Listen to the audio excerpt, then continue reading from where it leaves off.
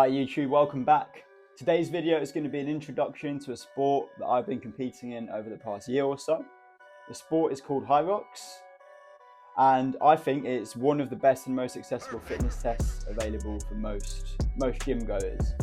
So all I'm going to do today is cover what Hyrox is, who it's for, and just give you a couple of tips and tricks that might make your life a little bit easier on the day, with some very brief training tips as well. So hopefully you enjoy the video and we'll get straight. So first of all, probably best we cover what the hell Hyrox is and what it involves and what you're going to have to put yourself through.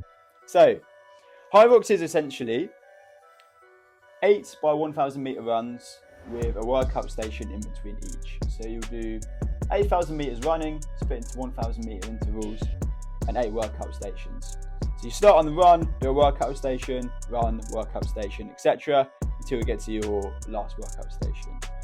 The workouts themselves are as follows. You've got, as you can see, 1,000 meters on the ski erg. You're going to push a sled for 50 meters. You're then going to pull a sled for 50 meters. You're going to do burpee broad jumps for 80 meters. So that's just a burpee and then you jump forwards. You've got 1,000 meters on the rowing machine, 200 meters farmer's carry with 2 kettlebells, 100 meters worth of sandbag lunges. These are really fun. And to finish, you'll be doing 75 or 100 wall balls, depending on your gender. So 75 for girls, 100 for guys. Obviously, in between those all, we've got a 1,000 meter run with you finishing on the wall balls. So, time domains. On average, it will take someone about an hour 30, an hour 35 to complete Hyrox.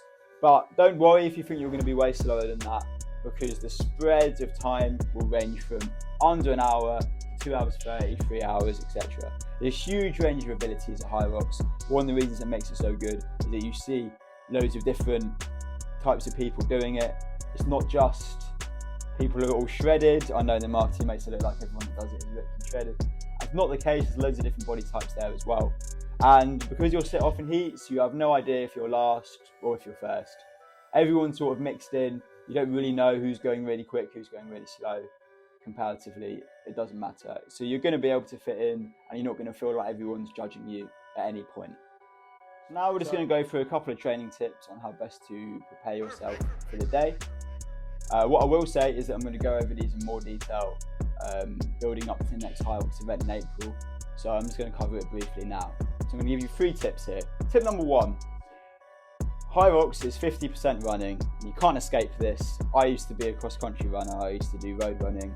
I really don't like the running side of Hyrox. I think it's really good they've got it in there because it's easily accessible, but it's the bit I dislike the most. I like the event, but when I'm running, I'm not enjoying life, let's say that. So get on top of your running.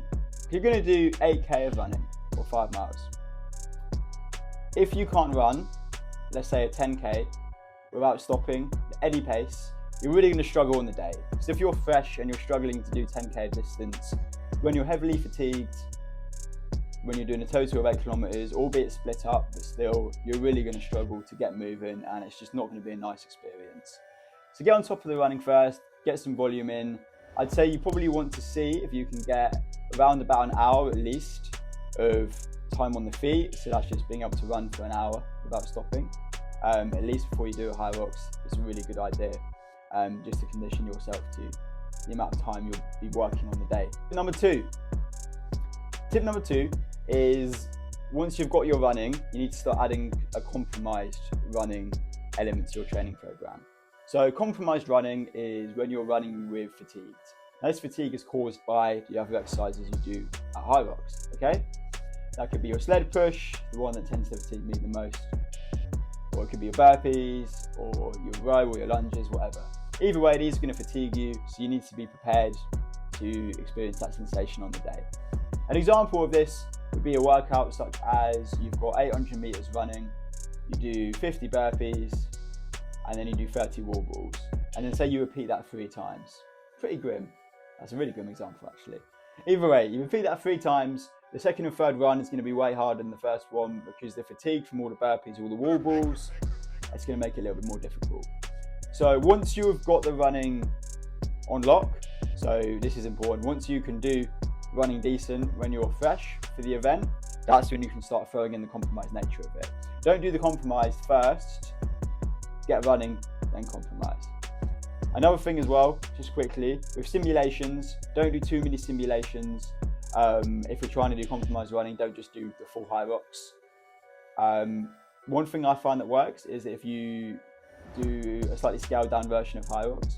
So you do 60% at the full distance and maybe a 17 and 80%, with obviously a week or so in between. You're not just doing sims that way. But you can still get the data you want from what stations might be harder for you, without fatiguing you enough to write you off for the next week because you haven't done the full Hyrox event. So that's just a little bit on a tangent, but just branching off that point. Don't just do simulations as well. You wouldn't run a marathon training for a marathon. You go slightly under it. Okay? So, on to tip number 3. Tip number 3 is definitely the shortest tip I'm going to mention today.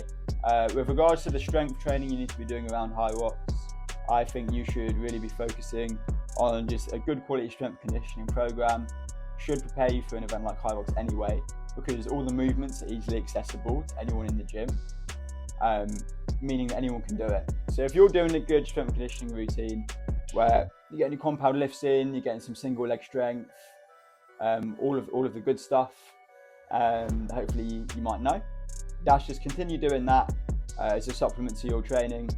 Most of the Hyrox will be decided via the running and the compromise running, so it's a good strength conditioning routine. Training through movement patterns can be good, so definitely, as I mentioned, single legs are a really important thing. For Hyrox, your pulling strengths, things like your bent over rows, single arm rows can help for like the sled pull as well. Just some brief examples there. But a good quality strength and conditioning program to supplement your running and your compromise running is going to help you a lot. So there's 3 training tips. Now what we'll do is just round this off by what you can expect on the day itself. Okay, so let's say you've done the training, you're about to arrive at the heart of the arena on the event day. What can you expect, and what's the best thing to do once you get into the venue? So I'm going to keep this quick, but this is probably something a lot of people will mess up. Number 1 is getting to the venue way too early. So let's say that I'm competing at 11 a.m. I don't want to be getting to the venue 8 a.m. I'd say if possible, maybe just get there an hour before max, because what can happen, I'll keep this short, but what can happen is you have an adrenal dump. So the first time you walk into the arena, you're going to get a surge of adrenaline because you'll see it's big, it's grand, there's people competing already maybe, and the whole event is sort of starting to hit you, starting to get excited or nervous, whatever. But then if you're there for too long, that's then going to do what's called an adrenal dump, and you're just going to feel a little bit flat, a little bit tired as you're starting, and that's not the time you want to be feeling flat or tired. You're going to be feeling tired at the end anyway. So don't get there too early, get there say an hour before. As well, bear in mind that as you walk in, I mentioned this of body types earlier, but as you walk in, you may well see a load of people running around, tops off, looking jacked, looking shredded. That's not just a representation of who just does Hyrox. Hyrox is for everyone, and it can be for everyone because of the movements, and they're all attainable for you to do. There will be the people that look jacked and look shredded will be the people you're drawn to, just because that is the first thing you'll see, because you'll walk in, and then there'll be the running track that you have to cross to get to the main concourse area. So you'll see that, you might get a bit nervous, you don't need to worry, there's all body types there, all different ability levels, that's fine. So don't worry about that. And the last thing is just really be organised. So look at the arena layout before you go, they'll release it the week of usually. So keep an eye on the layout of the arena just so you roughly know how close the warm-up is to the start area, so you're not having to sprint across the arena like I may have had to do at Birmingham because I was strapped for time. Realised I had to basically sprint across the whole arena to get to the start line on time. Don't be you, don't be me basically. Don't let that be you. But yeah, so that's 3 tips for the arena, and obviously just get warmed up as well with a decent amount of time to spare, and just give yourself a few minutes at the start line before you get going. So that's tips for the day. So I'm just going to round this off now. Overall, Hyrox is a great sport, and I think it's one of the best fitness tests that you can do because A, all the movements are easily accessible, B, you can train for it without having to devote years and years to it, and C as well, the experience on the day is probably better than most other competitions you can get in this country fitness wise, just because of the DJ and all the people, spectators watching in the stands as well. You can follow, if you've got a family member doing it, you can follow them around the whole time, so you can see them pretty much every workout station. It's just a really good experience, and most people, I'd say, who they do one, they'll do more afterwards, and that's definitely been me. I did one, and then I was like, I've got to do another one straight away. So yeah, it's getting more and more popular as well. So if you haven't already and you're thinking about it, if you're umming and ahhing, I'd definitely say just take the leap of faith and do it. But yeah, that's going to be all for this video. As always, if you like the video, make sure you give it a like and subscribe. And I will hopefully see a few of you at London in April for the next Hyrox.